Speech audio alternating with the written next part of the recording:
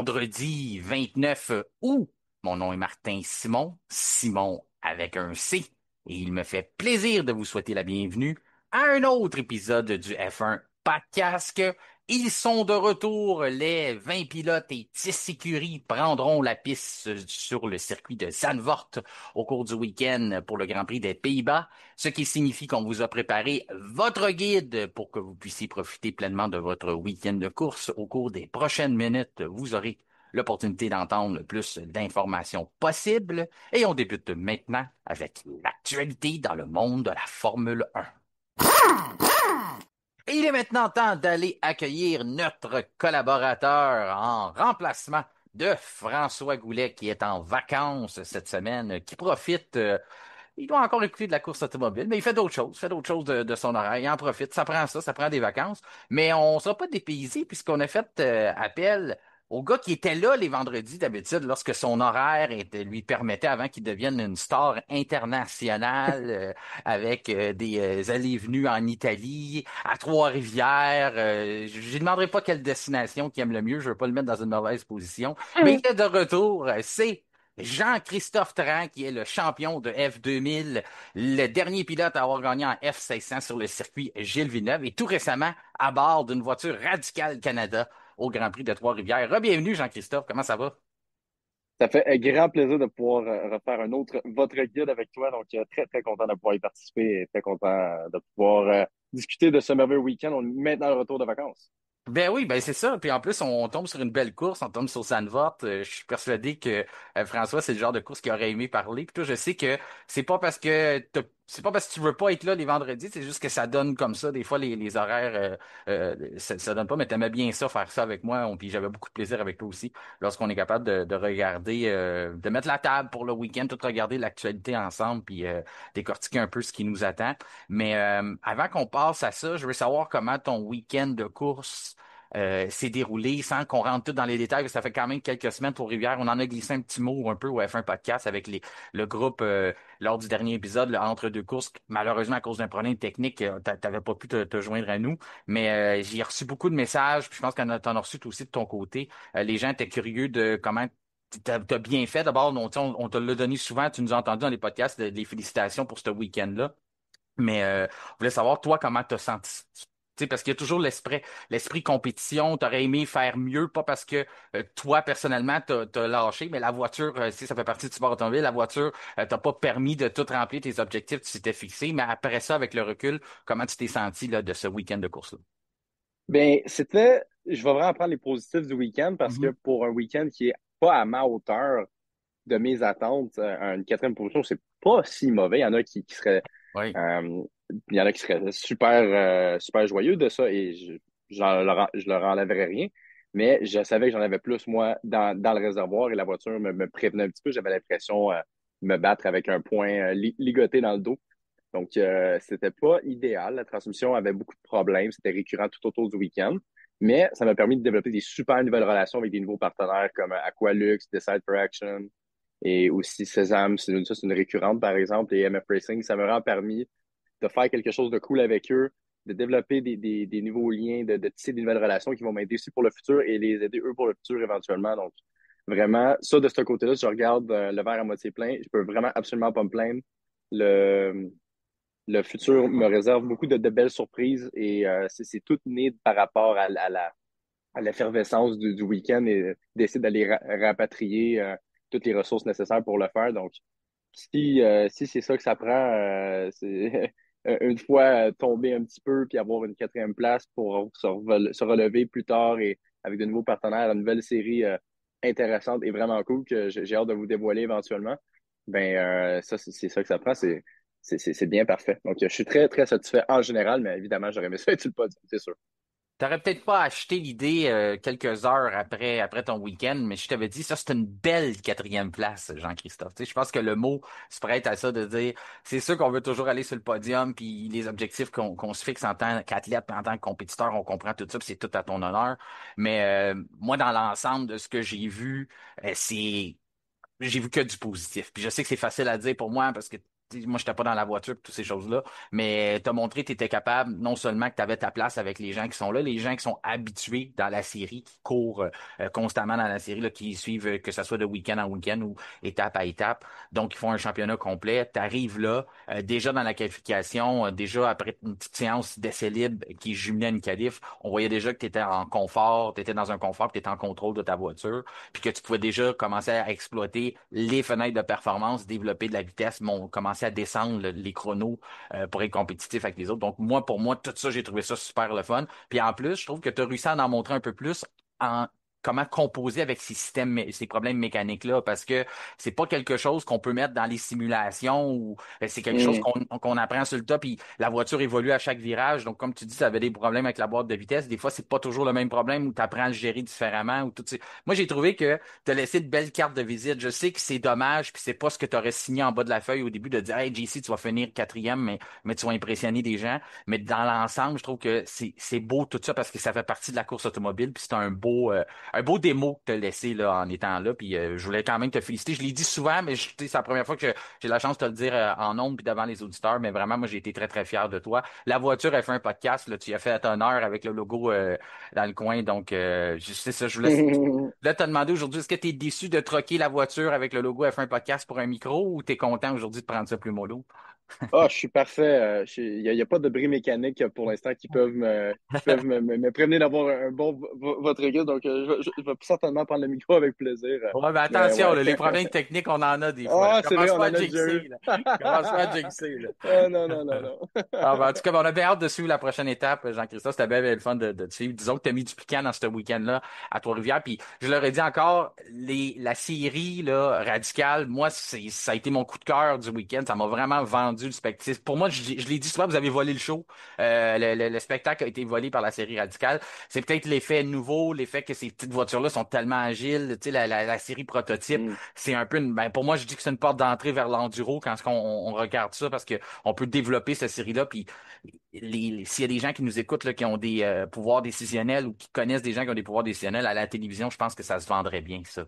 Tu sais, les dimanches matins ou les samedis après-midi, là, tant qu'à mettre des reprises de compétition de BMX, là, il y a certains postes qui gagneraient un peu à mettre ça. Là, Non, mais rien contre le BMX, mais tu comprends ce que je veux dire. C'est la même compétition qui roule depuis 5 ans. Là, à un moment donné, tu fais Exact. des nouvelles ou trouver d'autres choses. Là, mais Non, non, exactement. Non, je suis bien d'accord avec toi. Il y a certainement beaucoup à gagner. C'est une série qui a beaucoup à offrir, je crois. Là. C'est pour le package et pour la qualité du pilotage des pilotes sur la série. Je vais leur donner leur mérite. Là. Honnêtement, il y avait Mhm. un niveau super élevé. C'est une voiture qui est super agréable à conduire, qui est agréable à regarder aussi parce que, comme tu dis, c'est une voiture qui est très agile et elle a l'air agile. Donc, ça n'a pas l'air d'une voiture qui est lente ou tu sais, qui est lente, mais il faut convaincre les gens qu'elle est rapide. Non, c'est vraiment une voiture qui est extrêmement rapide, un très bon package. Puis j'ai vraiment apprécié pour montrer ça à mes partenaires comme Aqualux, Decide Fraction.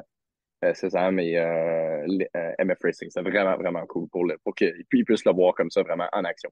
Non, puis je trouve que ça se vend bien. Puis je veux pas m'aventurer trop loin parce qu'il y a un coût rattaché à tout ça, la course automobile, mais j'ai l'impression que c'est une genre de série qui est accessible pour qu'on puisse la développer au Canada. Tu sais, accessible et course automobile, ça va pas ensemble. Là. Je t'entends déjà, tu dois rire en arrière de toi. Puis si ton père nous écoute, il doit rire aussi de dire, ouais, il a-tu dit accessible puis course automobile, lui? Mais ce que je veux dire, c'est que à défaut des Nissan Sentra, d'avoir une course un peu plus qui ressemble à, justement à quelque chose d'international, de monoplace puis tout ça, dans ce type-là, le type prototype, mais d'avoir aussi quelque chose qui est accessible, que tu peux développer des petites voitures qui sont... c'est ça, je trouve que c'est une belle série à investir dedans pour le futur, là, quand je Ah, regarde ça, mais je sais qu'il y a des coûts rattachés à ça qui doivent être assez... ça doit surprendre quand même. non, exact. C'est sûr que pour n'importe qui est un petit peu néophyte, qui comprend pas exactement en moyenne qu'est-ce qu'un week-end de course, même au niveau, je dirais, club racer débutant a l'air. Mhm. C'est des montants très, très chers par week-end. Mais pour ce qu'on a, pour le package, pour ce que le manufacturier radical offre comme voiture, c'est honnêtement une très bonne valeur. Puis c'est quelque chose qui a un flair européen, c'est quelque chose qui a un flair international. C'est des séries qui a des championnats du monde à la fin aussi qu'on peut participer. Donc, ça a vraiment, vraiment une série de belle envergure. Puis je suis content de pouvoir m'y avoir trempé mon gros orteil et avoir eu du plaisir malgré les bris mécaniques et tout, là. Oui, moi c'est ça, je suis bien content de l'avoir découvert à travers toi. Les gens qui veulent aller sur Internet, Radical Canada peuvent avoir ça, vidéo sur Internet, ta page Facebook, Instagram. Il y en a eu beaucoup, bien sûr, à cause de ce week-end-là. Vous pouvez avoir accès à ces petites voitures-là, qu'est-ce que ça a l'air, la SR3 plus précisément, que toi, tu étais au volant. Donc, de voir qu'est-ce que ça a l'air. Il y a plusieurs configurations, plusieurs séries différentes, mais ce qu'on a présentement au Canada, là, ça offre un bon spectacle. Avant de, ben, je parlerai de ça pendant bien, bien longtemps, mais j'ai trouvé ça super intéressant, puis ça a été ma nouvelle passion des dernières semaines. Disons que ça a comblé un vide pendant que la F1 nous avait quittés pour un moment de vacances bien méritées, autant pour les mécanos que les pilotes. Puis là, pendant ce temps-là, ben, je me suis intéressé à ça, sans perdre un œil pour la F1. Mais là, la F1 est de retour. On a la chance maintenant déjà de reparler de ça pour les 10 prochaines courses qui s'en viennent, déjà 14 découlées à la saison. Je voulais quand même adresser l'actualité, même si on le fait, on n'a pas laissé les gens sans podcast ou sans information pendant ces semaines-là. Mais il y a quand même quelques dossiers qui ont tombé. Avant qu'on se lance là-dedans, je voulais quand même rappeler aux gens que cet épisode du F1 Podcast est une présentation de Décœur Incorporé, une entreprise spécialisée dans le domaine des escaliers, que ce soit pour en construire une nouvelle ou en réparer une ou en embellir une. Vous pouvez faire affaire avec les experts de Décœur Incorporé. Pour leur déplacement, c'est de Laval à Tremblant. Ils vont vous offrir un service humain et sur mesure. Et parlant d'experts aussi, la saison tire à bientôt à sa fin, malheureusement, l'hiver, même si on a les saisons un peu plus décalées, l'hiver va finir par arriver un jour, elle va nous surprendre. Mais même si c'est la fin de saison, c'est pas trop tard pour tout mettre en état, que ce soit du côté des haies, des arbres, tout mettre ça sécuritaire pour être sûr de ne pas avoir de mauvaises surprises au cours de l'hiver. C'est les experts de Labellet avec qui il faut faire affaire, plus de 20 ans d'expérience. Donc, si vous voulez retrouver toutes les informations ou des petits trucs, toutes ces choses-là, vous pouvez aller voir les réseaux sociaux, le site Internet de Label Est. Jean-Christophe, je le disais, des nouvelles ont tombé, mais plus précisément une, puis je te dirais que c'est un dossier qui, pour moi, commençait à tirer en longueur parce qu'on 2026 approche. Là. On est dans le dernier tournant. Les écuries commencent à arrêter de développer des nouvelles voitures. Ça commence à sentir la nouvelle réglementation. Puis pendant ce temps-là, tu as une écurie qui part de zéro, qui est Cadillac, propulsée par General Motors. Puis on n'avait toujours pas nos pilotes. Puis alors, si tu veux commencer à faire des essais, c'est de là où ce qu'on s'en va. Ça prend quelqu'un pour te donner ça. Ça prend quelqu'un qui commence à te donner des notes, donner des informations. Et puis, on n'avait toujours pas officialisé qui seraient ces deux pilotes-là. Je pense qu'on gardait une porte ouverte. Peut-être qu'on espérait avoir d'autres choix. Parce que, forcé d'admettre, si depuis le début, on savait qu'on voulait Bottas ou Perez, on a attendu trop longtemps pour rien parce que ces gars-là étaient disponibles depuis le début de la saison. Depuis que c'est officialisé, on aurait pu mettre la main sur les. Fait que moi, ça me dit qu'on attendait d'autres options. Finalement, on est revenu à notre première pensée qui devait être la meilleure, de dire qu'on veut des gars d'expérience. Il n'y en a pas d'autres qui cochent ces cases-là. Mais as-tu été surpris de ton côté, même si je le sais que pas vraiment, parce qu'on en a tellement parlé. Donc, Bottas et Perez. Donc, j'ai plutôt envie de te demander, parce que c'est sur quoi les gens se sont prononcés le plus. Est-ce que tu es déçu de ce duo de pilotes-là ou pour toi, c'est le bon choix que Cadillac a fait? C'est le choix raisonnable, sans plus, sans flair, sans extra du feu d'artifice. C'est d'un choix d'expérience, deux choix d'expérience, en fait. Je peux pas vraiment voir comment est-ce qu'ils se trompent, mais c'est exactement comme tu le dis. S'il avait vraiment attendu pour nous révéler ça, puis il savait depuis le début, c'est clair qu'il attendait peut-être qu'il y avait peut-être un autre pilote euh, qui serait magiquement devenu disponible. Il attendait un petit peu aussi que la saison folle se stabilise, voir s'il n'y a pas des nouvelles acquisitions, des beaux agents libres, comme on dit, pour pouvoir peut-être les prendre et les mettre dans l'équipe. Mais honnêtement, j'aurais peut-être, moi, du début, si on m'avait donné le choix et ces deux pilotes-là étaient disponibles, c'est ce que j'aurais pris. Anyway, ces deux pilotes qui ont des victoires, des podiums, qui ont roulé dans des équipes de haut de peloton, une grande partie de leur carrière. Mhm. Donc, ils ont la mentalité, ils ont le savoir-faire et ils ont vu comment une équipe qui opère à un niveau euh, plus haut que toutes les autres fonctionne. Donc, honnêtement, ils ne peuvent pas se tromper, mais c'est pas. C'est pas c'est pas le choix qui fait rêver, là, je sais pas comment dire. C'est deux dans tes pilotes numéro deux. On peut voir comme ça aussi, là. Ouais. C'est de même que je l'ai décrit, puis c'était vraiment pas. Tu sais, je le dis encore, c'était pas pour être méchant, mais je dis deux numéro deux. Puis c'est un duo d'expérience. On dit d'expérience, c'est la meilleure façon de décrire ce duo-là. 527 Grands Prix combinés. Il y a personne qui a ça là, présentement sur le peloton. C'est aussi un des duos, c'est le duo le plus vieux quand on regarde 2 fois 35 ans qu'on a. Pas très loin du duo le plus vieux, plus âgé avec celui d'Alonso. Et Stroll, ben, on sait que c'est Alonso qui fait la grosse part là-dedans sur son âge. Mais quand même, non, c'est ça. C'est sûr que c'est de l'expérience. On va avoir l'heure juste sur certaines de nos voitures. Moi, j'ai de la misère dans le sens que je me dis, on a pris ces deux gars-là l'année dernière lorsqu'ils ont perdu leur volant. Il y a beaucoup de personnes qui disaient ah ben ces gars-là méritent un volant, c'est triste depuis avoir Bottas et Perez sur la grille, ben là ils vont revenir. Donc peut dire qu'on a comme peut-être corrigé quelque chose dans le sens que c'est des pilotes qui méritaient pas nécessairement de perdre leur volant. Je pense que c'est discutable. Bottas a quand même fait 0 point la dernière saison. Puis lorsqu'on regarde ce que Perez faisait, c'était pas très beau. Là. C'était vraiment. On en a parlé Hmm. souvent ensemble, là, toi et moi. Puis Ah oui. commençait à perdre de patience. Euh, Moi, je suis pas d'accord lorsqu'on dit ah ben il y a eu une saison 2024 difficile. Ça a comme 2023 là, à partir de la Miami 2023, ça a cassé pas à peu près pour Sergio Perez. Puis depuis ce temps-là, il n'y a pas eu grand-chose de positif là. Fait que c'est quand même un an et demi de calvaire.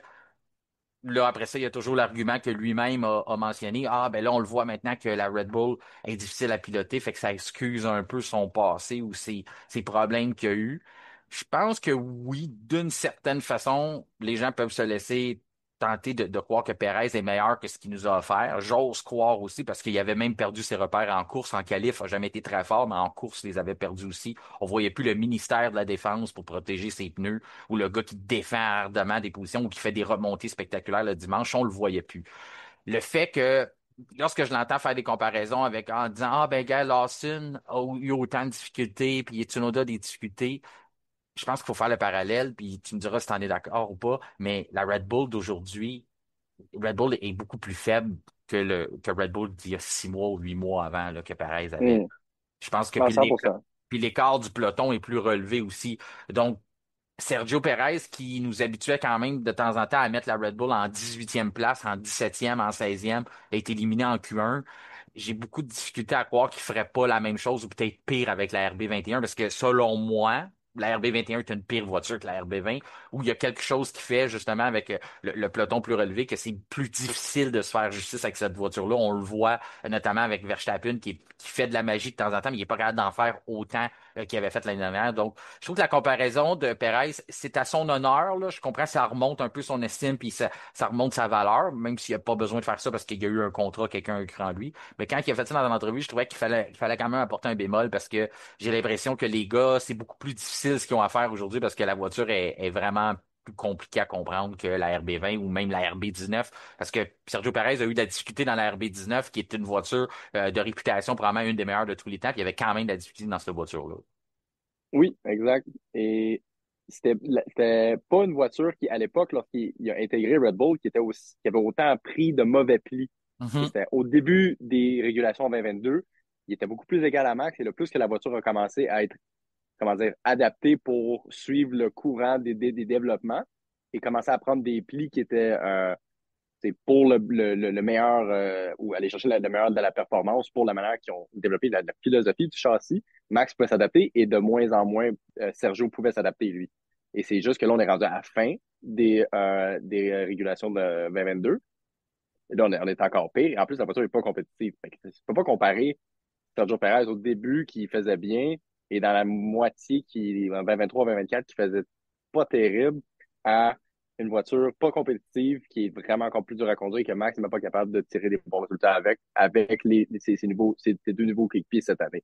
Donc, oui, il peut faire la comparaison qui est un peu boiteuse, on s'entend, Oui. mais je trouve pas que c'est une tendance qui se maintient égale on peut les comparer sur tout le même piédestal.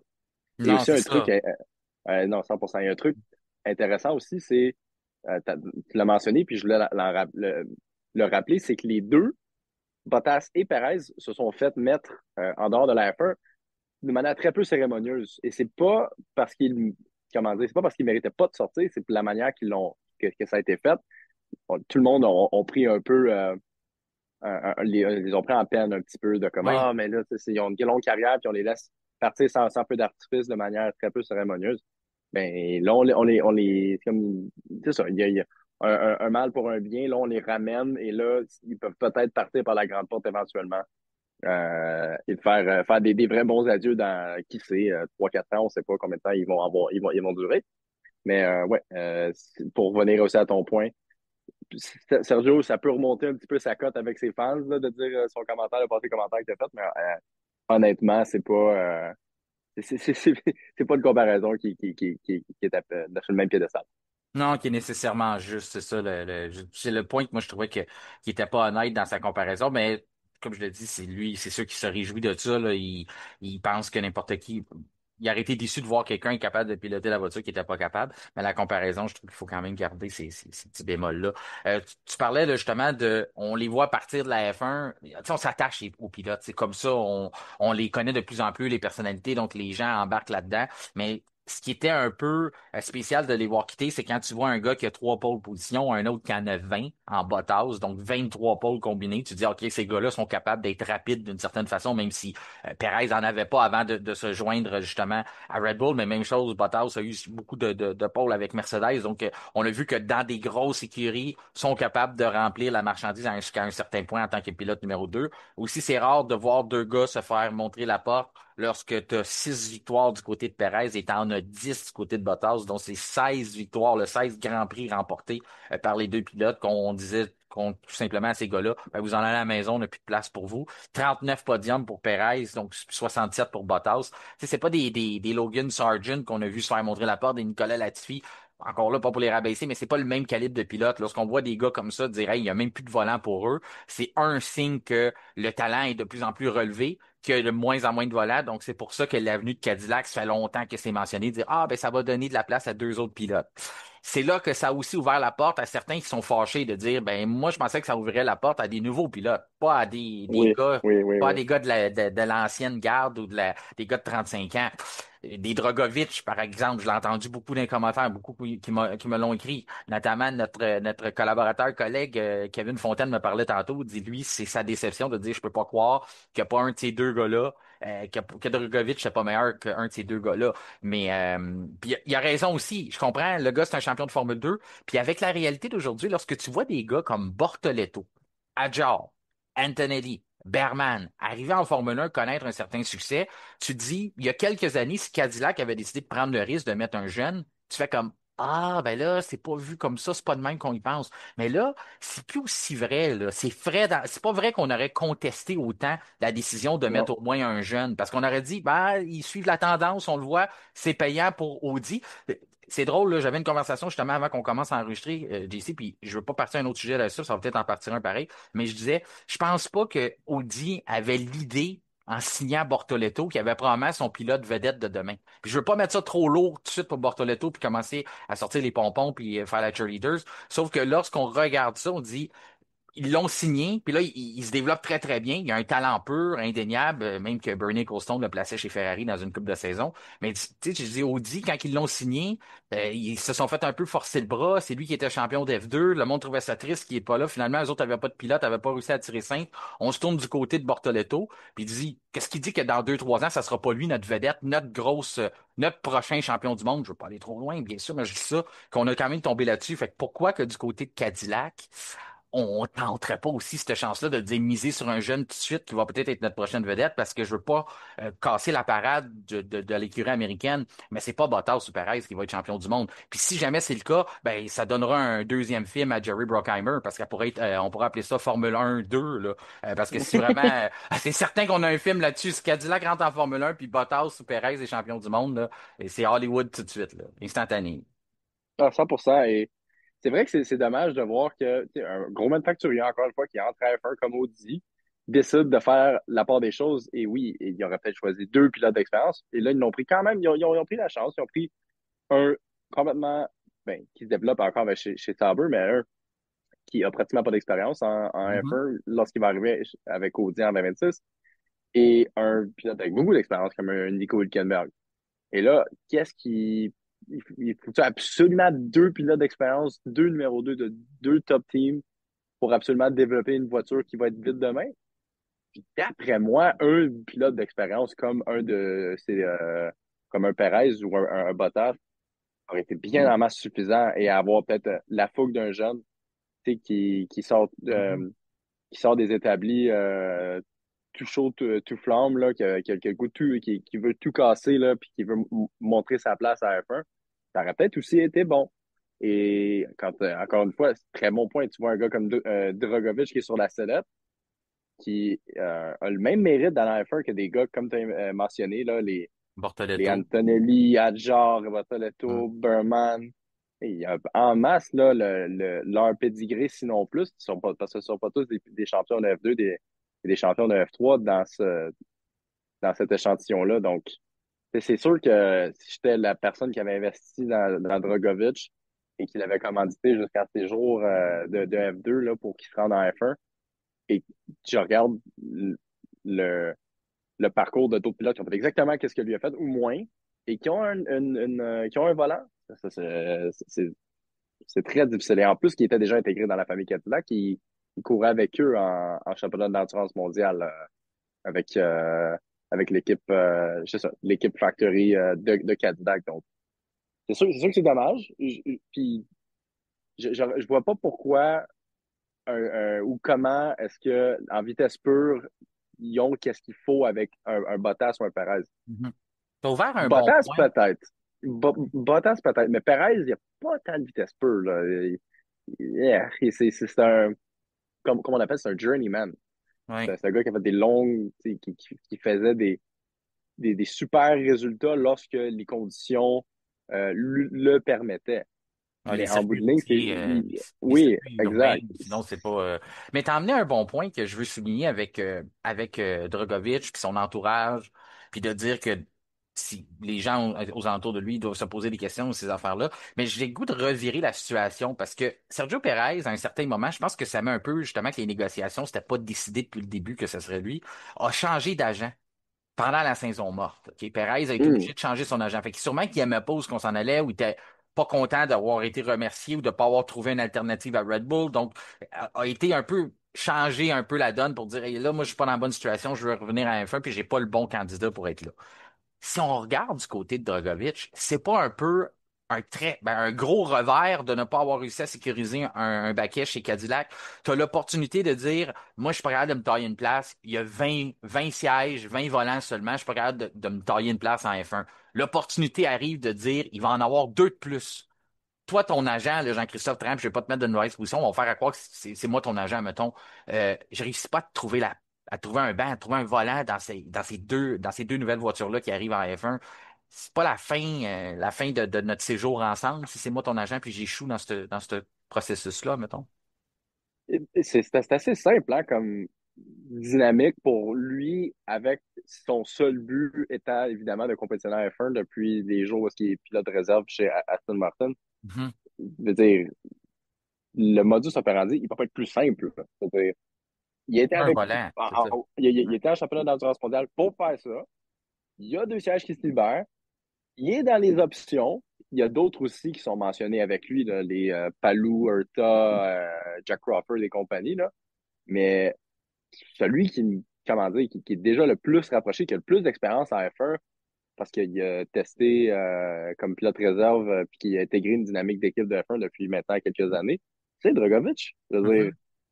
qu'est-ce que tu as besoin d'autres arguments? Est-ce que c'est vraiment juste tout tout l'argent mexicain qui ont fait chavirer Cadillac Ouais, vers Perez? ça, c'est J'ai de la sûr. misère à croire, mais Mais c'est considérable aussi, il faut le dire, parce que faut pas oublier juste la marchandise qu'on va vendre, OK? ah ouais. Là, on va faire un contrat avec un armurier, j'aime ça appeler ça comme ça, mais je pense pas que c'est le bon terme, mais quelqu'un qui va produire les vêtements. J'avais une conversation hier avec notre collaborateur Simon Bachand, on jasait pour le fun, puis pendant plusieurs minutes, parce que nous autres, quand on échange, tu sais, JC, moi aussi, je donne pas ma place avec toi. Mais en tout cas, on parlait de plein d'affaires. Puis là, je disais, le prochain gros contrat qu'il va être capable de signer à un moment donné, c'est qui va fournir les vêtements. Puis en allant chercher Perez, 60% des produits dérivés de l'écurie Red Bull Racing qui étaient vendus étaient à l'effigie de Sergio Perez. Donc ça, c'est Wow. considérable. Avec la négociation présentement de Cadillac de dire, dans le terme là, de la guenille, là, qui va vendre? Il va être le manufacturier de cette guenille-là qui va se vendre, c'est le terme pour dire les vêtements, le linge, les tucs, les casquettes, peu importe. Parce que déjà là, il y a de l'argent par rapport à ça. Parce que tu as un gars comme Sergio Perez, ce que Drogovic t'aurait pas apporté, ce que Bottas t'apporte pas nécessairement non plus. Parce que la Finlande, c'est un beau pays, le monde sont bien gentils, mais c'est pas pareil comme les Mexicains dans l'engouement F1. Fait que là, tu te dis, demain matin, exemple, Adidas est de retour en Formule 1. Et de retour, et d'arriver en Formule 1. Là, tu te dis, t'as Puma, t'as Adidas. est-ce que Cadillac pourrait frapper un gros contrat avec Nike? Parce que là, tu as quelque chose à attirer quelqu'un, là. Quelqu'un qui te fabrique des vêtements, tu te dis, mais moi, aussitôt que je sors mon linge Cadillac avec le numéro 11 dessus, je vais en vendre des tonnes de copies pour reprendre une expression populaire au Québec. Fait que ça fait partie de ça. Fait que oui, c'est triste à dire. Tu te dis, je peux pas croire qu'encore c'est l'argent qui a fait pencher, mais faut le prendre en considération, se dire juste comment tu vas être capable de mettre le logo Cadillac sur le dos des gens. Parce que les chandails de course, c'est des panneaux publicitaires. Puis là, tu te dis, moi, Ah ouais. mon nom Cadillac, en ayant Perez, je suis capable de mettre mon nom Cadillac à plein d'endroits. Puis le Mexique, c'est un gros marché pour vendre des voitures américaines, là. C'est un marché, c'est un voisin du Sud, là. Même s'il y a des mesures en place, des tarifs, puis des choses comme ça qui peuvent compliquer la donne, c'est encore un marché que les manufacturiers américains veulent percer, ils veulent vendre des voitures au Mexique. Donc ça, tout ça, je pense que c'est non négligeable. Autant que tu le dis, c'est triste, mais je pense que c'est un gros morceau de ce dossier-là, là. C'est sûr. Puis tu compares pas à quelqu'un qui a un peu de ce qu'on appelle de brand appeal contre un Sergio Perez qui a énormément de brand appeal C'est avec sa ça. communauté. Tu Mhm. as quelqu'un qui a absolument zéro brand appeal. Le Je suis Brésil, là, désolé c'est comme ça. pas. Tu sais, le Brésil, c'est bien le fun, mais je veux dire, je pense pas que c'est un gros marché qu'on vise du côté de vendre des voitures ou toutes ces choses-là. C'est sûr que chaque marché est bon, mais c'est pas aussi fort que le Mexique. Puis moi, j'en reviens pas comment on va réussir à mettre notre logo Cadillac. Puis peu importe, comme je dis, même faciliter les négociations pour la compagnie de vêtements qui va commanditer, parce que tu dis, j'ai déjà des bonnes commandes. J'ai déjà des chandails de vendus, aussitôt qu'on les produit. Donc, je pense que côté business, malheureusement, il y a eu un gros côté là-dedans. Parlant de business, 100%. JC, vite, je veux pas m'éterniser là-dessus. Colapinto, de son côté, c'est pas facile à sa place chez Alpine. Puis là, Flavio, il disait qu'il pense qu'il est peut-être pas arrivé en F1 au bon moment, que les voitures sont trop lourdes, pas assez agiles, puis toutes ces affaires-là. Fait qu'il va avoir peut-être besoin de temps. Puis là, après ça, en même temps, il dit, je suis déçu de lui. Fait que, tu sais, Flavio, c'était drôle, là. Il ventilait. C'est pas son fort, les conférences de presse. Il a pas le choix de les faire parce que maintenant, il occupe le rôle de directeur. Mais il ventilait, puis là, il disait des choses, puis là, il a pas réparé grand-chose. Tu sais, dans le fond, il a pas mis beaucoup de confiance sur Colapinto. Il a peut-être dit que finalement, il laissait jusqu'à la fin de la saison, peut-être la saison prochaine. Puis après ça, ben en même temps, il a pas dit si c'était pas une erreur de l'avoir mis là à la place de Douin. Fait qu'est-ce que Douin a le droit d'espérer qu'il aurait sa chance encore? Moi, il m'a donné l'impression, là, vraiment, là, d'un gars, puis on le sait à peu près quasiment à 90%.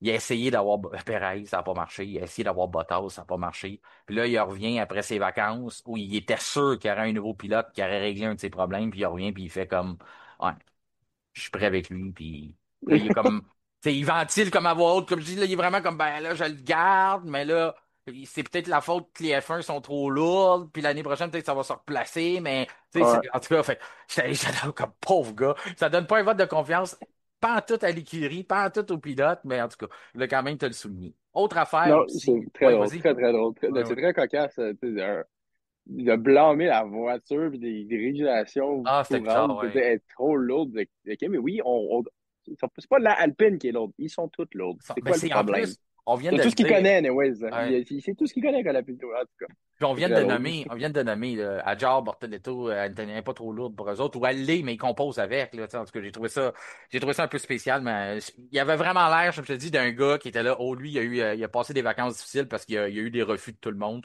Il a fait des offres, puis il y a personne qui a voulu mordre à ça, là. Autre négociation, ben, ça, finalement, ça a été du bon côté, mais tu sais, le merveilleux monde des commandites en course automobile. Je sais pas si le mot merveilleux s'applique bien parce que je sais que c'est pas évident pour toi tu sais, dans ce domaine-là. Heureusement, tu as des bons commanditaires, mais je veux dire, aller en chercher, convaincre des gens d'endosser. Puis moi, ça me fascine toujours de voir ça.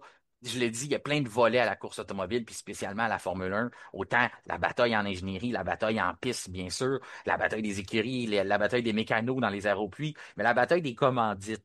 Ça me fait toujours rire de voir ça.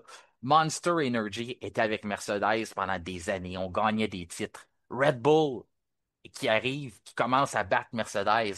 Ça dérange qui, ça? Ben, ça dérange les gens de Monster parce que c'est deux compagnies de boissons énergétiques. C'est deux compagnies qui se battent dans les dépanneurs, sur les tablettes, puis toutes ces choses-là, mais qui se battent aussi en course automobile. Donc, à ce moment-là, il y a le déclin de Mercedes. Les pilotes Mercedes disent, ah, je suis pas sûr qu'on va gagner des courses. On est tous mis tout donné à Red Bull. Monster, il se dit, ben, nous, on vend pas cette image-là. On vend l'image de dépasser ses performances. Donc, on se retourne de côté, puis on s'en va du côté de McLaren. On a gagné notre pari, pas à peu près. Donc là, on gagne des courses, on montre qu'on surpasse la grosse voiture, on surpasse nos vis-à-vis Red Bull. Dans ce même vision-là, même optique-là. Tu regardes Visa qui est avec Red Bull, qui est bien affiché avec Racing Bull, qui est aussi affiché sur la Red Bull. Puis là, Mastercard, qui depuis quelques mois est arrivé, bon, dire peut-être une année maintenant qu'ils sont arrivés en F1, ils ont commencé à s'afficher avec qui? Avec McLaren. Ben là, on a décidé d'aller de l'avant, puis on va devenir un commanditaire titre. Donc, l'écurie va s'appeler Mastercard McLaren ou McLaren Mastercard. Le titre qu'on nommera probablement jamais, mais il va être là quand même bien en vue. Mais ça me fait toujours rire de voir cette compétition-là parce que vous êtes, tu sais, c'est pas mentir de dire que les gens de Mastercard, dans la fin de semaine, ils vont être contents de voir leur voiture battre l'auto, battre Visa qui est marqué sur la voiture de Red Bull. Donc, toutes ces compétitions-là, je voulais quand même le mentionner aux gens parce que des fois, on porte pas cette attention-là. Mais j'aime bien le clin d'œil là, qu'on a vu au cours des derniers jours de voir Mastercard se joindre à McLaren. Mais de ton côté, toi aussi, tu le sais, hein, tu vis ça un peu. Un restaurant ou un commanditaire met ton nom de ta voiture, ben, il espère que tu vas battre la voiture qui a son compétiteur dessus. Là, tu sais. À 100% des conflits d'intérêts ou des batailles d'intérêts du même domaine, c'est plus que commun. Même c'est encouragé parce que ça, ça amène un côté marketing. C'est quelque chose qui après ça, peut être projeté à plusieurs personnes Hmm. comme soit un indice de succès ou une personnification de succès dans un autre domaine, vraiment. Puis c'est exactement ce que Mastercard fait. Et on en regarde après ça quelque chose d'intéressant. Comme moi, j'ai essayé d'aller regarder, j'avais des contacts qui voulaient peut-être m'aider, puis c'est une compagnie pharmaceutique. Et là, ils m'ont dit, attendez une seconde, pour le Grand Prix de Trois-Rivières, mais on va voir si on peut le Grand Prix ou un autre pilote, une autre compagnie pharmaceutique qui est concurrentielle. Et effectivement, il y avait, je pense que c'était Accès Pharma, tu sais, qui était la compagnie pharmaceutique de Walmart, qui était affichée avec le Grand Prix de Trois-Rivières. Et pour cette raison, ils ne voulaient pas se mettre contre eux. Tu sais, Ah, puis OK. OK.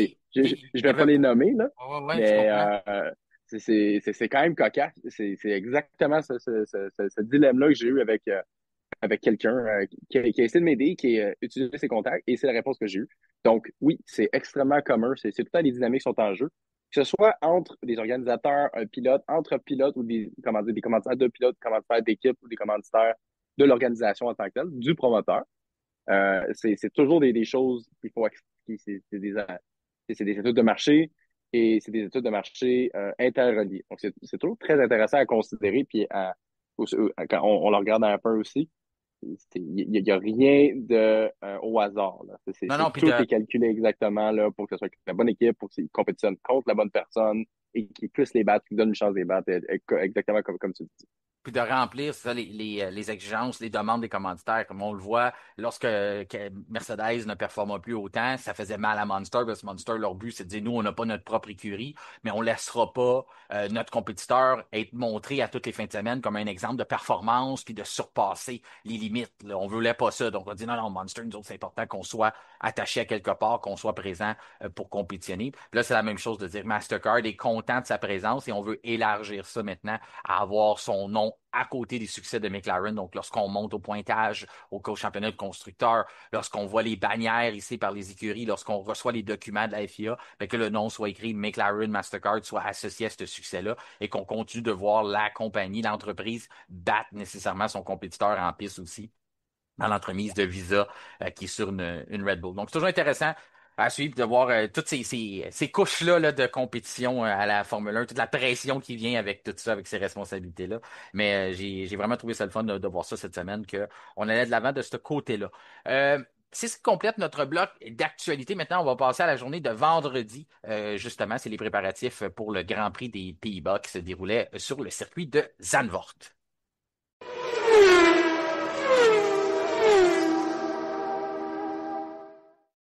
Eh bien oui, c'est dimanche qu'aura lieu déjà la 15e manche du championnat du monde 2025. On retourne sur le circuit que la F1 a redécouvert en 2021, un circuit d'origine pour la F1 puisque ça avait été inauguré en 1952. Ce sera déjà un 35e Grand Prix pour les Pays-Bas. Le circuit de Zandvoort qui a une longueur de 4,259 km, qui compose 14 virages. On peut atteindre des vitesses de 335,8 km à l'heure. Deux zones DRS seront à la disposition des pilotes qui devront complété 72 tours au cours du Grand Prix de dimanche. Et du côté des pneus, eh bien, le manufacturier officiel de la Formule 1, Pirelli, manufacturier italien, a apporté les gommes C4, C3 et C2. Jean-Christophe Trahan, le circuit de Zandvoort pour toi, ça dit quoi? Est-ce que tu y vas des fois côté simulation parce que tu fais beaucoup aussi de simulation à travers le monde dans des courses? Je sais que tu te promènes surtout dans les circuits qui ont beaucoup de courses d'enduro. Du côté de Zandvoort, c'est pas nécessairement renommé pour ça. T'es pas un gars de MotoGP non plus, mais est-ce que tu as quand même eu la chance d'essayer ce circuit-là à quelques reprises dans ta vie et as-tu une appréciation pour celui de Zandvoort? Oui, donc plusieurs fois sur iRacing, c'est un circuit que j'ai quand même bien apprivoisé, c'est qui était aussi un circuit dû au fait que c'est un très vieux circuit, c'est un très, très étroit, mais plutôt rapide, beaucoup d'enchaînements rapides et belle combinaison aussi, par exemple, de virages lents, moyens et rapides. Cependant, la piste est très étroite et pas nécessairement tout le temps adaptée au F1 d'aujourd'hui, surtout. Peut-être que pour d'autres séries, c'est peut-être plus adéquat la majorité du temps. Mais c'est quand même, il n'y avait pas le choix aussi avec le fait, avec le succès de Verstappen de ramener son circuit natal. Mais c'est un circuit que j'aime beaucoup. Je trouve que malgré aussi que, justement, dû à son étroitesse, on n'a pas tout le temps, peut-être, des séquences de dépassement euh, très souvent on a quand même, dû au fait justement qu'il y en a une ou deux opportunités, eh bien, les pilotes le savent et maximisent toujours leur relance pour le dépassement de nos pilotes à ces endroits-là. Évidemment, on passe au virage 1. Il y a peut-être un des virages dans l'arrière du circuit dans une des séquences, je ne sais pas du numéro du virage exact, mais c'est celui c'est celui qui, on tombe dans un mini-bol. C'est un mini demi-lune, ce freinage-là. C'est un freinage très court, mais les pilotes peuvent quand même se tenter à l'intérieur lorsqu'ils se sentent courageux. Parles-tu du Et virage 4 justement, ou est-ce que je me trompe en disant virage 4 ou c'est. non, c'est beaucoup plus loin. Il y a le dernier très long virage. OK? Et avant le dernier très long virage, il y a le petit demi-lune qui suit vers la gauche. Si je me souviens bien. Donc, ce virage-là, on voit souvent des dépassements hâtifs et pas toujours très propres. Donc, beaucoup d'actions qui se passent là, aussi au virage 1. Je pense que Très tu parles du intéressant. 12 d'abord, peut-être. Oui, exactement. Je pense 11-12, que là, l'enchaînement 11-12, je pense que c'est là que tu parles pour les gens, pour les remettre en position, là. Mais, euh, exactement. mais c'est ça, mais les inclinaisons aussi, il faut en parler parce que je sais la caractéristique, c'est la carte postale de Zandvoort. Lorsqu'on parle de 18% d'inclinaison, pour les gens qui connaissent plus le terme anglophone, c'est banking, qu'on dit, ou sinon, pour faire une image, là, c'est qu'est-ce qu'on voit dans les ovales, là. Mais pour donner une idée, c'est la moitié. Indianapolis 500, le temple du Indy, les voitures ont une inclinaison qui est la moitié de ce qu'on a dans le virage 14, le dernier virage lorsqu'on arrive à 18 degrés d'inclinaison. Donc, c'est très, très, très prononcé pour une monoplace. Ça donne un drôle de sentiment au pilote. Ça donne aussi un drôle de feeling, ça c'est certain, là. Après ça, ben, ça donne des mots de tête aux mécanos, ça donne des mots de tête aussi aux manufacturiers de pneus qui doivent essayer de rendre la course intéressante, de donner un composé de pneus qui les permet de faire plusieurs arrêts. Mais en même temps, ça a un stress qui vient avec ça. On met un gros, gros stress sur les pneus du chemin avant droit ou à l'arrière, toutes ces choses-là. Donc, il y a plein, plein, plein de caractéristiques qu'il faut adapter à ça, plein d'ajustements sur les voitures. Mais pour un pilote, toi, là, je sais qu'ici au Québec ou sur les courses qu'on a, c'est pas quelque chose qu'on connaît souvent. Mais lorsque tu le fais sur un circuit justement en simulation, le banking de ces inclinaisons-là, est-ce que pour toi ça te cause problème ou c'est quelque chose qui fait juste ajouter au spectacle plus que d'autres choses?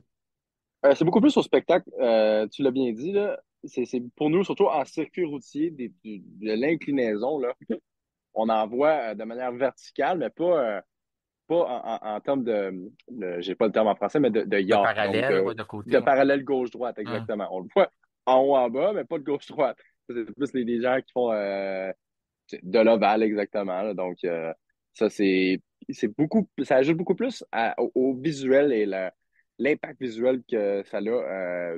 Des fois, ça peut aussi permettre, ou ça le look de défier un peu la gravité, l'angle et la Mhm. vitesse à laquelle il t'approche. Ouais, Toujours la très impressionnant. vitesse. Ouais, ça capture la vitesse. Surtout les nouvelles caméras, là, je les ai vues l'année dernière, on en avait parlé même justement, qu'on a installé là, sur un mât, que ça garde l'horizontale de la voiture. Puis lorsque la voiture subit l'inclinaison, puis le pilote, ben, on les voit complètement là, être sur le côté. Mais la caméra qu'on voit à la maison reste droite. Il y en a qui vont dire, ah, ça me donnait mal au cœur. Il y en a d'autres qui disent, ah non, on voit la caméra vraiment montrer les choses. Puis il y en a d'autres qui voyaient, on sent la vitesse, c'est fou, là, parce que là, tu vois vraiment que le pilote est complètement incliné dans la voiture, puis il est en train de subir justement des forgés de façon latérale, mais aussi avec la voiture comme ça. Donc, moi, je trouve ça vraiment impressionnant. Je trouve ça le fun. Puis la raison pourquoi on fait ça, bien sûr, c'est les dunes de sable, mais aussi on a découvert que plus qu'on était capable d'aller de façon en inclinaison comme ça, bien, on gagnait de l'espace sur les côtés là, pour des zones de dégagement là, ou des zones d'espacement, justement, s'il arrive quelque chose, pas que les murs arrivent trop vite. Mais les murs qui arrivent vite, là, ça, c'est un problème à Zandvoort, là. Puis on l'a vu justement avec Stroll aujourd'hui. On l'avait vu avec Ricardo par le passé. Puis j'ai envie qu'on en parle un petit peu avant qu'on arrive là. On garde cette idée-là là, pour être sûr que je ne l'oublie pas non plus. Je veux quand même faire les trajectoires. Il n'y en a pas beaucoup. Les trajectoires techniques, là, les améliorations des différentes voitures, des écuries, qu'est-ce qu'ils ont apporté. C'est du côté de Red Bull, on a un aileron avant qu'on a dit que c'est pour le circuit de Zandvoort. Puis dans le fond, on a allongé un petit peu les espèces d'étages là qu'on a sur notre aileron avant. Donc, il y en a une qu'on a mis on a un peu plus allongée pour aider l'augmentation de la charge qui va être générée par cet aileron-là. Donc, on dit qu'on a préparé ça pour Zandvoort. C'est peut-être quelque chose qu'on va utiliser ailleurs sur des circuits qu'on a besoin de beaucoup d'appui. Donc, c'est l'amélioration du côté de Red Bull. Du côté de Alpine, ben, on a modifié notre conduit pour les freins, conduit pour l'aération des freins à l'arrière. Donc, encore là, pourquoi qu'on a fait ça? Ben, c'est pour faciliter l'écoulement d'air autour des roues. Donc, il y a quelque chose qui venait nous causer problème. On venait avoir une certaine forme de traînée qui se faisait sur les roues arrière. Donc, on veut améliorer ça. On veut prendre cet air-là, l'envoyer vers les freins plutôt que de composer, de faire une restriction sur nos roues arrière. Donc, du côté de l'écurie française, c'est ce qu'on a fait. Du côté de Sauber, on a fait un peu le même travail, sauf que cette fois-ci, nous autres, c'était pour augmenter l'efficacité du diffuseur. Donc, on trouvait que on venait compromettre, un peu perturber l'air qui allait vers le diffuseur arrière. Donc, à ce moment-là, on a modifié notre conduit d'aération pour les freins. Donc, on voit qu'on travaille encore un peu sur les voitures, même si on le dit qu'on va commencer à délaisser ça. Il y a aussi le fait que pendant les deux semaines, pendant 14 jours, sur toutes les vacances qu'on vient de traverser, les écuries ne pouvaient pas travailler. Donc, c'est pas surprenant de voir que les écuries arrivent les mains vides. Il y en a d'autres qui vont être surpris de dire comment ça, vous avez des choses dans votre coffre. Il y en a qui vont lever la main, peut-être aller dans des complots, ces choses-là, mais ça se peut qu'on avait préparé ça à l'avance et puis que dans la dernière semaine, là, que lorsqu'on a autorisé les écuries à travailler, ben, on a pu finir ça à l'usine ou qu'on avait tout simplement ça de près déjà pour le circuit de Zandvoort. Mais quand même, on voit que c'est pas comme à l'habitude. Il y a deux facteurs. Le fait que oui, on approche vers la fin de l'année, ça va être un air de nouvelles réglementations, mais aussi le fait qu'on arrive de vacances. Je voulais en parler avec toi, justement, je le mentionnais. Lorsqu'on arrive dans ces fameux virages-là, on dit il y a l'inclinaison, mais les murs sont très près, c'est très sinueux comme circuit. Stroll aujourd'hui, perte de contrôle. Est-ce que je me trompe encore? C'est virage. Il a perdu contrôle dans le virage 3. C'est ce virage Oui, 3 qui a l'inclinaison aussi d'environ 16 degrés. Perd le contrôle, s'en va frapper le mur. Lorsqu'on regarde tout de suite l'histoire des fameuses mains sur le volant, je veux que tu nous l'expliques pour les gens comprendre pourquoi qu'on dit ça, pourquoi qu'on dit faut que tu enlèves les mains sur le volant, faut que tu gardes les mains sur le volant ou il a fait une erreur. On l'a vu dans l'accident de Ricardo au même endroit il y a quelques années, dans des circonstances différentes, où ce que Piastri était de travers sur le circuit, veut éviter Piastri, mais il n'y a pas d'endroit, donc se met dans le mur, n'a pas le temps d'enlever ses mains parce que le mur arrive tellement vite à cet endroit-là. Donc, c'est quoi qu'un pilote devrait être capable de faire dans la mesure du possible? oui, donc dans les pilotes qui font des formules ou sur les pilotes de formule point, c'est toujours inculqué et c'est très important lorsqu'on approche un mur et que le contact est inévitable, même dans nos mentalités de pilote, de non, non, c'est correct, je vais être capable de refaire quelque chose ou et vraiment dans le déni on va rentrer dans le mur très fort.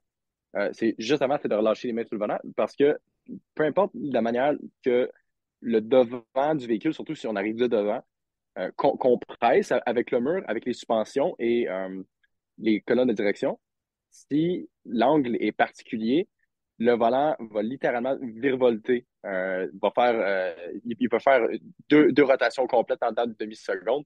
Ça, c'est assez pour se briser des doigts, briser un poignet si on tient trop fort. Il y en a comme des Hamilton qui, peu importe ce qui arrive, vont jamais lâcher leur main du volant, à bien ou à tort. Il y a plusieurs fois où est-ce que ça peut être avantageux, mais la majorité du temps, c'est juste dangereux pour rien. ça peut te risquer de te blesser et de te garder sur la sellette et te faire prendre ton baquet et te compromettre ton volant à F1 pour un certain montant de temps. Je regarde Daniel Ricciardo. Mais Oui. là, si on revient à l'incident avec Stroll, on a très bien vu que c'est compliqué parce qu'il n'y avait pas un gros temps de réaction. Mais pour Stroll, c'était très clair, il n'a absolument pas lâché ses mains du volant. Et probablement qu'il a tenu le volant tellement fort qu'il a pu résister à cette force-là du volant qui veut virer super rapidement et qui peut risquer de le blesser. Donc, parce que lui, avec sa condition, avec son poignet là, qui s'est fait opérer il y a 2 ans, ça aurait pu être très, très dangereux et arriver exactement à la même situation que c'est arrivé à Ricardo. Cependant, je crois que Ricardo, lui, est arrivé à un angle beaucoup plus obtus, donc beaucoup plus Oui. face au mur. Oui. Euh, et Stroll était plus parallèle au mur, donc ça l'a peut-être sauvé un petit peu la cause, mais à l'angle et à la vitesse à laquelle il arrivait, il n'aurait jamais pu vraiment le calculer de comme, ah non, ça vaut la peine que je garde mes mains sur le volant. Non, le Il mur puis arrive trop vite. C'est ça parce que j'ai vu des exactement. gens qui critiquaient Stroll d'avoir laissé les mains sur le volant, puis je voulais avoir ta vision de ça parce que dans les écrits, comme tu dis, on apprend, faut pas que tu fasses ça, faut que tu enlèves tes mains autant que possible. Mais je trouve que dans le théorique, c'est bon, mais dans le pratique, à cet endroit-là, forcé d'admettre, c'est 2 fois qu'on voit ça en si peu d'années, puis le pilote n'a pas le temps d'enlever ses mains. Là. Ça arrive beaucoup trop vite. Là. Non, c'est surtout pas à la vitesse et la ligne que Lance prenait particulièrement parce que ce qui est intéressant aussi des inclinaisons, comme on discutait tantôt en Oui, introduisant la piste, il y a beaucoup de lignes possibles à prendre sur un banking. Comme sur un ovale avec des stock cars ou des NASCAR, il y a beaucoup de lignes. Ils ne sont pas nécessairement meilleures une que l'autre. Ça dépend de l'usure des pneus, ça dépend de ton niveau d'essence, ça dépend de la direction du vent, ça dépend d'un million de facteurs. la voiture. Donc, exact, de la voiture, de la philosophie de construction du véhicule. Et la Aston Martin était rapide en plus. Là. Il était plus Oui, vite qu'Alonso en plus en oui. FP1. Là. Et Alonso en FP2 était seulement à 89 centièmes, je crois, de Lando. Donc la voiture marche bien. Et cette ligne-là, c'était ce qui marchait pour l'Aston Martin.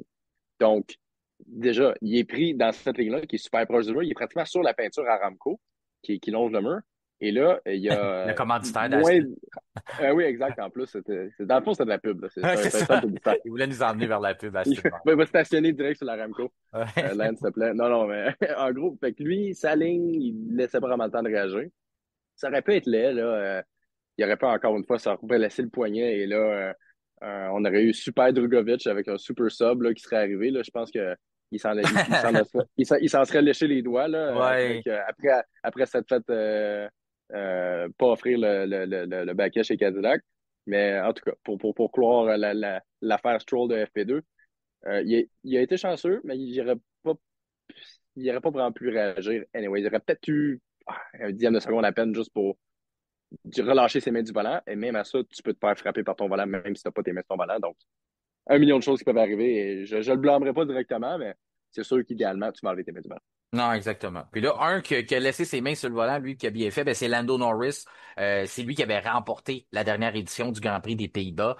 Justement, Max Verstappen, depuis qu'on est retourné là-bas, qui était le maître chez lui. Je dis chez lui, il est né en Belgique, on le sait, mais il s'est toujours plus identifié à être un Néerlandais, un Dutch. Puis c'est le drapeau qu'il choisit de représenter dans sa compétition internationale, dans justement sa super licence. Donc, mais lui, Norris, c'est lui qui avait capturé la dernière édition, avait empêché Verstappen de remporter 4 éditions et d'égaliser de mémoire. C'est Jim Clark aussi qui en a 4. Mais lorsqu'on regarde ça, Norris, McLaren, c'est un bon circuit pour eux. On embarque bien justement dans ces fameux virages-là, autant le mariage dans les virages rapides que les virages lents. On avait gagné avec un gros écart l'an dernier en espérant qu'on ne reverra pas ça. La météo, on annonce la pluie, on en avait aujourd'hui, ça a causé des problèmes aux pilotes. Notamment, justement, il n'y a pas juste Stroll qui a eu des pertes de contrôle, même les meilleurs. Là, Verstappen a eu une perte de contrôle Oui, aujourd'hui. A été obligé de laisser la voiture sur le circuit. Je me rappelle pas la dernière fois d'avoir vu Verstappen laisser sa voiture sur un circuit comme ça suite à une erreur lors des essais c'est libres.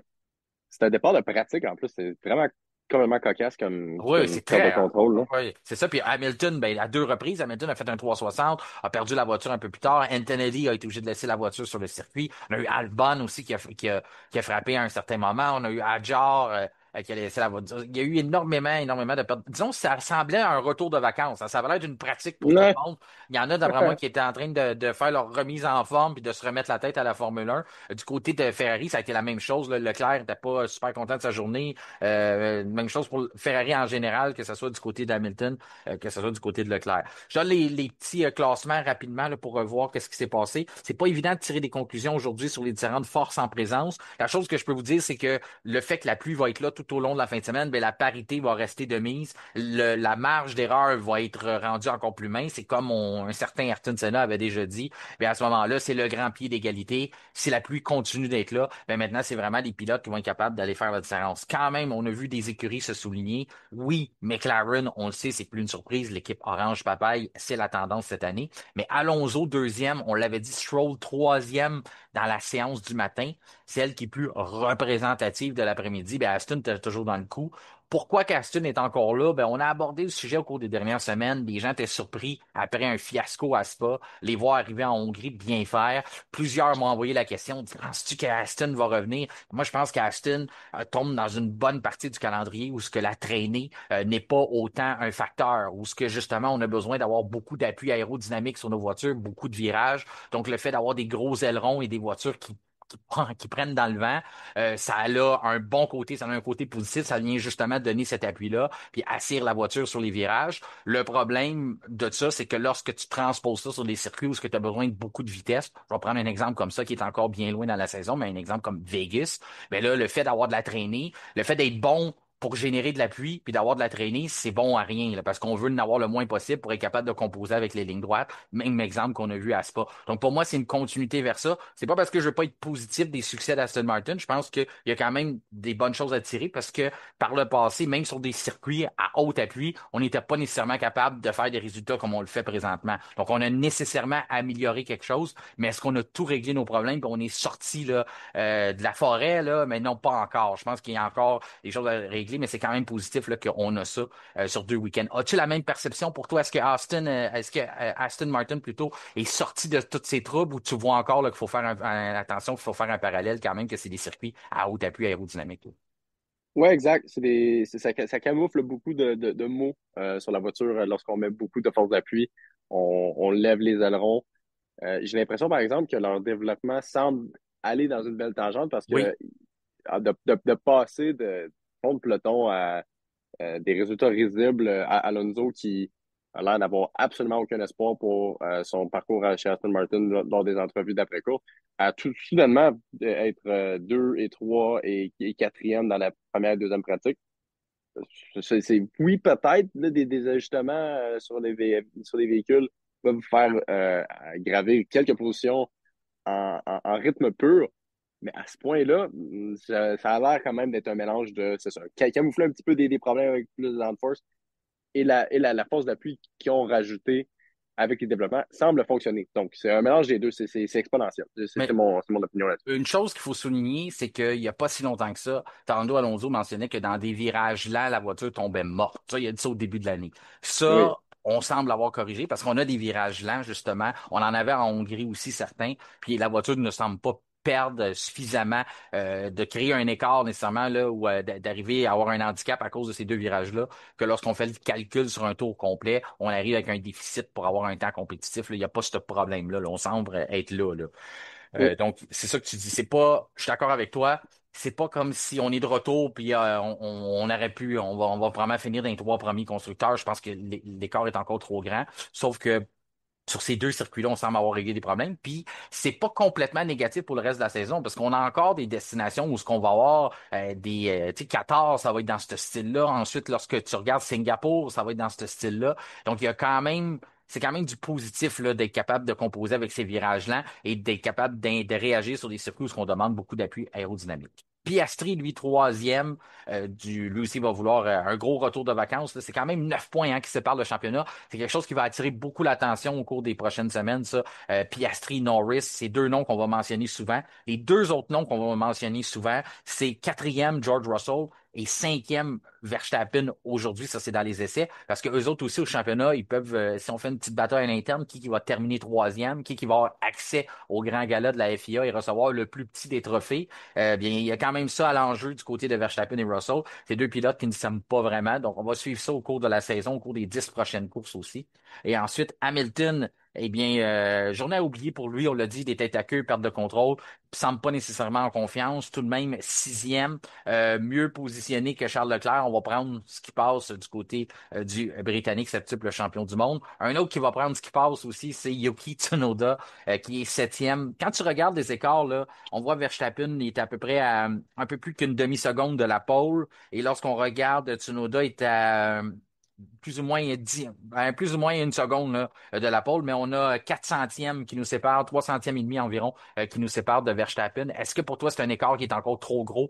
Es-tu déçu qu'après autant de courses, Tsunoda ne soit rendu encore soit au-dessus de 3 dixièmes d'écart de Verstappen ou pour toi, ça te satisfait? Honnêtement, compte tenu de tout ce qu'on a discuté avec l'affaire de Perez, l'affaire de Lawson début de l'année, 3 dixièmes, c'est pas si mal. Non, Mais c'est ça. tu dirais ça à lui, avec sa mentalité de pilote, tu dirais non, non, je vais être plus vite que Verstappen, puis il dit OK, c'est beau, garde tes espoirs. Mais honnêtement, c'est pas si pire. C'est pas si pire. Dans le top 10, ça fait longtemps qu'on n'a pas vu une Red Bull. Top 10 en rythme, excusez, la deuxième Red Bull dans le En top tout- 10 en rythme pur, Puis, là, puis c'est depuis l'écart. 2004, ça fait longtemps, là. Puis c'est l'écart qu'on regarde aussi. On dit, Verstappen n'est plus premier non plus. C'est pas s'il se battait pour la pole, puis là, t'es septième, tu dis, ah, ben là, tu sais, comme tu dis, dans la mesure des cas, on s'est rendu qu'on le prendrait pareil, puis on trouverait ça acceptable de voir Tsunoda septième, puis Verstappen en pole. Mais Verstappen est quand même cinquième aujourd'hui, et donc d'être septième, c'est pas la fin du monde. Ça veut dire que s'il est capable de maintenir ce 3 dixième-là, peu importe comment Verstappen développe la voiture au cours du week-end, parce que c'est ça le problème. C'est Verstappen s'approche à 2 ou 3 dixièmes de la pole en fin de semaine, mais que Tsunoda reste à une seconde. Mais là, on va voir qu'il y en a un qui fait des gains, il y en a un qui progresse, puis il y en a un qui arrive le vendredi, qui a déjà atteint son maximum. Mais quand même, c'est positif. Pour un début, là, pour une première journée, là, c'est quand même positif sur un circuit qui est pas facile, celui de Zandvoort. Leclerc, huitième, neuvième pour Franco Colapinto, qu'on mentionnait tantôt. Faut croire que la voiture était pas trop lourde aujourd'hui. C'est peut-être ça que Ouais, Flavio. ouais, tout d'un coup, exact. Ils ont trouvé, ils ont, ils ont trouvé des sacs De de sable, pain, c'est ça. de vin, de bouteilles de vin de Des Coke roulettes de, Zone. des roulettes de fil. On n'a pas besoin de ça. Je sais pas ce que ça fait Non, là. exact, exactement. C'est pour ça qu'il était l'autre. Non. Donc oui, quand même, comment dire, ils ont encore une fois un autre qui prend le peu de positif qu'il y a dans son week-end, s'il y en a d'autres, c'est pas encore la fin de 9e, c'est bien acceptable. Ouais, après ça, Hülkenberg, lui, dixième, qui complète le top 10. Berman, onzième. C'est sa nouvelle position, Berman. Il devrait révoquer le numéro à Sergio Perez. Là. Ça fait, depuis le début de l'année, Berman, onzième, onzième, onzième. C'est tellement pas le fun comme place parce que t'es à la porte des points. Sauf que je trouve qu'à son âge, ben, il monte. Ben, moi, je tire le meilleur de ma voiture. Donnez-moi une meilleure voiture, là. Et trouvez-moi un meilleur aileron, n'importe quoi, puis je vais vous l'emmener d'un point. Donc, il fait le mieux possible. Berman, onzième. Antonelli, Kimi Antonelli, un de mes noms favoris maintenant avec celui de Franco Colapinto. Je pourrais me préparer au départ de Colapinto. Fallait que je me trouve un autre nom que j'aime mentionner. J'ai dit Antonelli, j'ai du fun à dire ça. Mais lui, Un autre nom 12e. qui rime, prénom et nom de famille qui rime, là. C'est juste ça qu'il te faut, là. Ah, ça doit être ça. Ah, c'est ça que j'aime dans le fond. Tu l'as découvert. C'est que le prénom puis le nom de famille rime, c'est ça. Mais Antonelli, douzième, c'était pas facile aujourd'hui. On l'a dit, perte de contrôle. S'habitue un peu au circuit de Zandvoort pour la première fois en F1. C'est pareil pour bien des pilotes, mais on l'a vu là. Ils se font pas mal, là, sont pas mal tous dans le même noyau. Berman, onzième, je le disais. Antonelli, douzième. Bortoletto, treizième. Lawson, si on veut le mettre dans le groupe, quatorzième. Donc quand même les jeunes qui suivent. Ensuite, Ocon, quinzième. Sainte, seizième. T'es-tu déçu pour un gars là, peut-être pas, je veux pas dire une appartenance, ça, c'est pas le bon mot, mais un gars qui porte Ferrari dans son cœur. Tu es déçu de voir ce qui arrive de Sainz, autant que c'est pas plus relevé du côté d'Hamilton, mais voir Carlos se chercher autant. Ben, c'est sûr que c'est pas idéal. Je ne souhaite pas de malheur sur absolument personne. Et c'est sûr que de la manière que c'est arrivé, c'est quand même honorable pour lui. Il se fait remplacer par techniquement le meilleur pilote de tous les temps. Fait que t'es le gars qui prend ta job. Toi, tu avais la job techniquement avant. En tout cas. Donc, Ouais. il part pas avec T'as pas fait remplacer par la queue Colapinto. en... Non, exact. Il part pas avec la queue entre tes jambes. C'était quand même, il a fait son temps. Et honnêtement, je peux pas vraiment me sentir mal. Le gars a quand même un siège en F1 dans une équipe qui, pas en ce moment, mais en général, Mhm. offre de l'espoir et qui a quand même des belles prédispositions, potentiellement peut-être pour un changement de régulation pour être compétitif là. Mais est-ce que, tu sais, est-ce que quelqu'un qui a grandi avec une cuillère d'argent, qui a couru pour les meilleures équipes, est-ce que je me sens mal pour lui? Pas vraiment. Non, non, non, mais je comprends. Puis ça, il y en a beaucoup, mais c'est vrai que Saints, quand même, c'est un gars qui était prédestiné à avoir une belle carrière dans le sport automobile. Il a fallu qu'il fasse les efforts, il a fallu qu'il remplisse les mandats. Il le fait présentement. Mais je suis quand même surpris, moi, de voir qu'il y a un certain moment que tu sais, les gens mettaient Albon en eau trouble. Finalement, c'est pas vraiment ça qui s'est révélé. À un moment, on pensait que Saints avait pas dit son dernier mot, s'est relevé. Finalement, c'est Albon qui a eu le dessus net, clairement, là, dans la première moitié de saison. Là, c'est sûr qu'Albon, ça n'a pas été facile. Il est 17e parce qu'il a frappé, lui aussi, il a immobilisé sa voiture. Donc, 16e, 17e pour Albon, 18e pour Stroll, on l'a dit aussi, perte de contrôle, 19e pour Gasly, lui, même chose, ça n'a pas été facile. Et Hadjar aussi a immobilisé sa voiture. Donc, il y en a beaucoup là, qui ont eu des troubles, que ce soit mécanique ou justement des troubles on va dire, de remise en forme, là, le temps de recomprendre les distances puis les réactions d'une voiture de F1. Je le mentionnais, la pluie va être un facteur au cours de la fin de semaine. Ça rend ça intéressant. Des statistiques là, du circuit de Zandvoort, la pole position est drôlement importante. OK? Je regarde les dernières éditions. Très, très simple. En pole, Verstappen, en 2021, lorsqu'ils sont revenus, victoire, Verstappen. En 2022, la pole, Verstappen. Oh, excuse, c'est 2021. Ouais, deux. Ensuite, 2022, Verstappen, pole, signe la victoire. 2023, Verstappen signe la pole, signe aussi la victoire. Et je vais te laisser compléter, JC, le quiz. En 2024, Lando Norris signe la pole Gagne la course. et voilà, remporte la victoire. Et Donc, il fait un petit, il lâche un petit Simply Lovely à la fin que Max n'a pas très apprécié. pas très apprécié. Moi, j'ai trouvé que c'était arrogant. J'ai trouvé que c'est Oui, justement oui, oui, oui. la frustration qu'il l'avait trop eu. Mais Verstappen s'était apprécié justement de lâcher un beau Simply Lovely aussi au Brésil lorsque c'était Lando qui avait la chance de partir avant et que Verstappen partait de la 17e place. Donc, ça a été comme la revanche de des Simply Lovely. Quelque chose que Verstappen dit souvent. Et j'ai hâte de voir qui va le dire en fin de semaine. J'ai pas l'impression que ce sera les Red Bull, mais l'importance de la pole position, on le voit.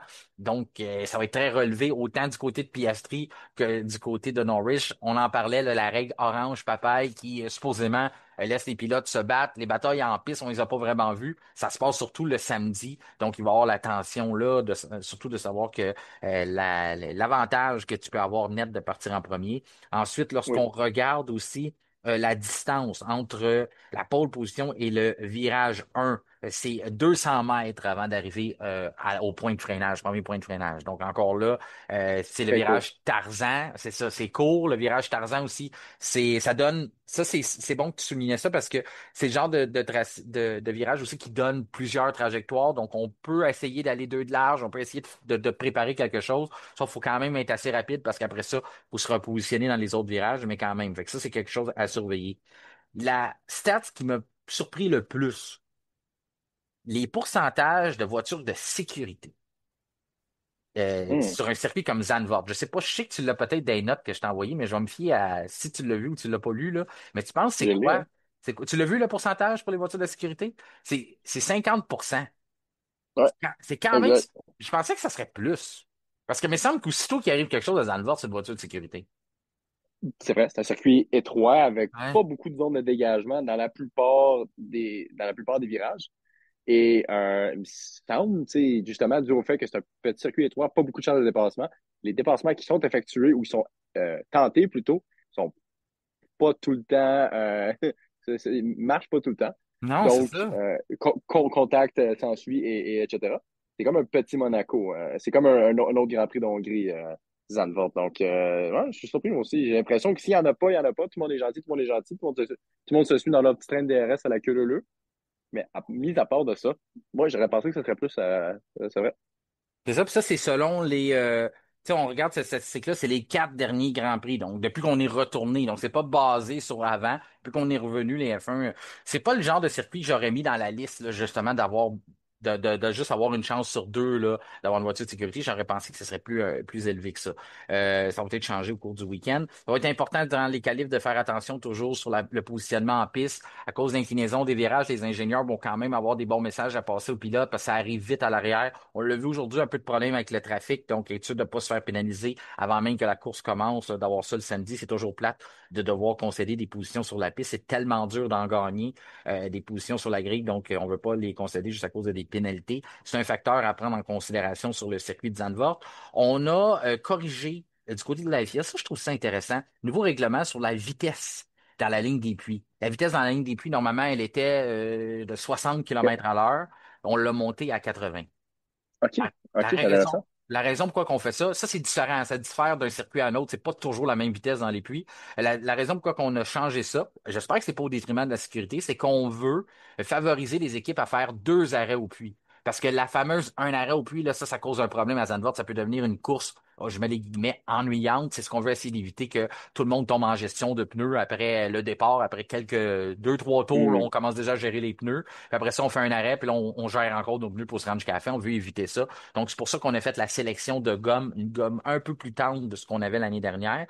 Mais on s'est pas juste assis là-dessus du côté de Pirelli. On s'est dit, on va avoir besoin d'un petit coup de main de la FIA, de la F1. C'est pas juste les pneus qui vont gérer ça. Je pense que le fait que c'est trop lent dans la ligne des puits, normalement, c'est 23 secondes. Certains diront que c'est dans la moyenne. Mais à cause qu'on passe vite avec la ligne droite, ben, on se dit qu'il faudrait qu'on permette de rouler peut-être 20 km/h de plus pour atteindre notre boîte pour faire le changement. Je trouve ça intéressant. Puis ça va dans la tendance depuis le début de l'année, hein, qu'on pense à l'extérieur, là, je vais faire un jeu de mots, on parle des puits box-box, mais pensez à l'extérieur de la boîte, du côté de la F1, du côté de la FIA, même du côté de Pirelli, pour continuer d'agrémenter ce spectacle-là. On l'a vu avec les deux arrêts obligatoires qu'on a mis du côté de Monaco. Est-ce que ça a été un succès? Certains diront que non, certains diront que oui, mais je pense qu'au bout de la ligne, c'est qu'on peut pas leur reprocher d'essayer. Aimes-tu ce côté-là, toi, le fait qu'on a décidé d'aller de dire, ah, on va remonter la limite de vitesse, en autant que c'est sécuritaire pour tout le monde, là, mais 80, c'est quelque chose qu'on voit déjà ailleurs, là. Non, exact. Peut-être c'est légèrement étroit pour un 80 km/h à Zandvoort. Oui. Encore une fois, c'est construction un peu plus archaïque avec la largeur des puits et tout ça, mais honnêtement, si ça marche pour cette fois-ci, je ne verrais pas pourquoi. Et tant qu'on regarde une variable de plus qui nous aiderait à avoir un meilleur Grand Prix et qu'on n'a rien à y perdre à l'essayer, alors pourquoi pas? Moi, je suis toujours plus partant pour des bons Grands Prix. Bien excitant là, du début à la fin. On sait ce qu'on veut. Et avec une belle lutte au championnat, là, avec Lando et Oscar, là, ça met très bien à table. Non, c'est ça. Moi, j'aime qu'on essaie. Puis c'est quelque chose que je vais. Ça va être dur d'évaluer en fin de semaine. C'est de dire, ah, ben ça l'a aidé finalement. Parce que c'est sûr, s'il pleut, le monde va sûrement se ranger vers l'intermédiaire, puis on va avoir une course différente côté stratégie, on pourra pas le voir. Mais en tout cas, ça revient dans l'angle que je vais emmener de dire. Peu importe ce qu'on est capable de changer ou de modifier, si ça aide le spectacle, ben, on est prêt à avoir de la flexibilité là-dessus. On n'est pas trop rigide. Comme je le dis, le 20 km/h, on le fait ailleurs si ça peut aider. J'ai hâte de voir ce qu'on va faire à Monza d'ailleurs, qui est une autre place qui coûte très très cher normalement parce que à cause de la grande ligne droite, les voitures passent tellement vite que toi, quand tu roules 60 à côté d'eux autres, tu perds du temps comme ça se peut pas. Euh, Même psychologiquement que physiquement, c'est pas facile à voir que toi, tu es au ralenti puis tu vois les voitures passer à côté. Pou, pou, pou. C'est pas le meilleur des sentiments, disons. On fait les prédictions rapidement. Moi, je le dis que pour la Belay, la coupure qu'on s'attend peut-être pas, mais qu'on commence de s'entendre à s'attendre un peu plus. Je pense que les Aston Martin vont être capables de faire la coupure. J'ai porté malchance. Bon, je vais pas juste prendre les torts. François Goulet et moi avons porté malchance à Lance Stroll par le passé, donc je vais pas l'inclure là-dedans. Mais je veux dire que Fernando Alonso sera du top 10 en fin de semaine avec Aston Martin. J'ai même envie de dire qu'il sera du top 5 en fin de semaine avec sa Aston Wow, Martin. wow, Ouais. wow. OK, ben oui, mais c'est très bold. Ben, C'est très bon, mais honnêtement, c'est ce qu'on fait avec la exact, Bellet, oui, c'est ça. La Belle, exact. on dépasse un petit peu plus là, d'aller un peu plus loin, mais c'est ce qu'on voit pour la fin de semaine. Mais toi, de ton côté, ta prédiction, qui va avoir la pole position? Est-ce que c'est Lando Norris ou tu vois un changement? J'aimerais voir Oscar en première place. J'ai OK? l'impression que c'est sûr que Lando a peut-être le mini avantage avec son expérience de pole l'année passée et de victoire. Mais je veux jamais compter Oscar comme battu, surtout pas lorsque c'est le temps d'aller étudier un adversaire et d'aller éventuellement le battre. Je pense que c'est sa grande force. Il n'y a peut-être pas l'exubérance d'un poleman à toutes les courses, même avec ma voiture, mais il est capable d'étudier, d'aller déconstruire ce qui rend une voiture un autre pilote bon et l'utiliser à son avantage. Donc, je vais mettre un score en premier. Je le fais un peu tout le temps, anyways. Fait que, et sinon, mon autre prédiction, Label S, super, Osé. comment dire, osé, exactement, le mot que je cherchais. Je vais mettre top troisième en qualif, Kimi Antonelli. Oh, wow! OK, ça, c'est tout un revirement de situation, ça. OK, tu Ben, vois il y a la vraiment. voiture pour y aller. Ouais, là, je Hein? sais pas pourquoi, j'ai l'impression que il y a beaucoup de mauvais bons, tu sais, des affaires pas chanceuses qui arrivent. Puis il est allé hors piste ce matin dans le bac à gravier, je sais pas quel virage, là, mais puis il y a la voiture pour être dans le top 5-3 là, avec Russell là, qui était à 3 dixièmes en FP2 là, de Lando Norris, 3 ouais, ouais, presque 4 dixièmes. Donc, il y a une voiture qui est à 3-4 dixièmes des McLaren. Donc, la voiture-là, Kimi a le talent. Moi, j'ai pas de doute que ça pourrait arriver. Ben, c'est toute une prédiction. Moi, dans la pole position, je mets pas Lando Norris. J'ai l'impression que c'est un endroit, justement, que ça donne. Ça récompense ceux qui prennent des risques, ça récompense les pilotes qui sont en confiance. Je pense que c'est un endroit pour Lando où il est capable d'aller chercher la pole. Il a cette petite écart-là qui comprend bien le circuit, mais j'ai l'impression qu'il n'est pas à l'abri d'une petite erreur en fin de semaine. Même si on J'ai arrive l'impression avec. qu'il.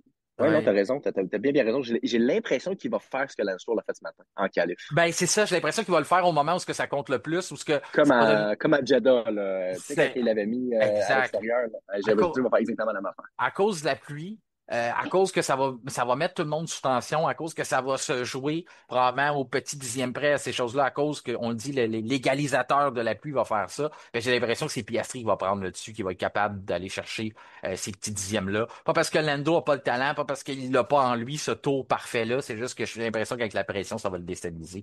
Donc, j'y 100%. vais.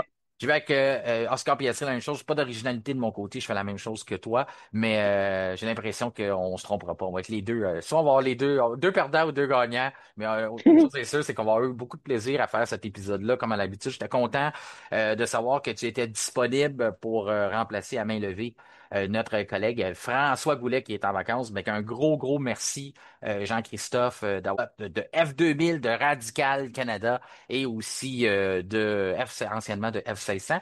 Puis je veux que tu te joignes à moi aussi pour souhaiter bonne fête à notre collaborateur Kevin Fontaine. Ça sera sa fête samedi, donc demain.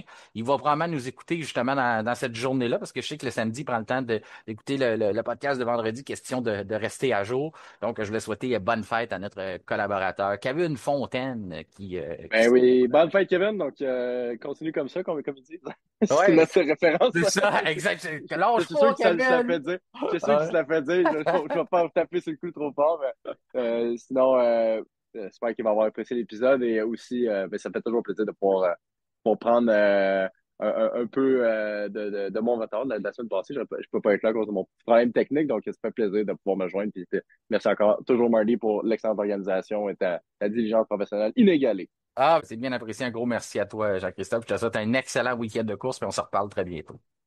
C'est ce qui complète notre épisode du vendredi 29 août. Notre prochain rendez-vous sera lundi, avec notre retour sur le week-end de course. D'ici là, je vous invite à nous rejoindre sur les différents réseaux sociaux, notamment sur Facebook, X Twitter ainsi que Instagram, et à vous abonner à nos différentes chaînes Spotify et YouTube et activer la petite cloche. Question de recevoir une notification lors de la publication des nouveaux épisodes. Mon nom est Martin Simon, Simon avec un C. Je vous remercie de faire confiance au F1 Podcast et je vous souhaite un excellent week-end de course.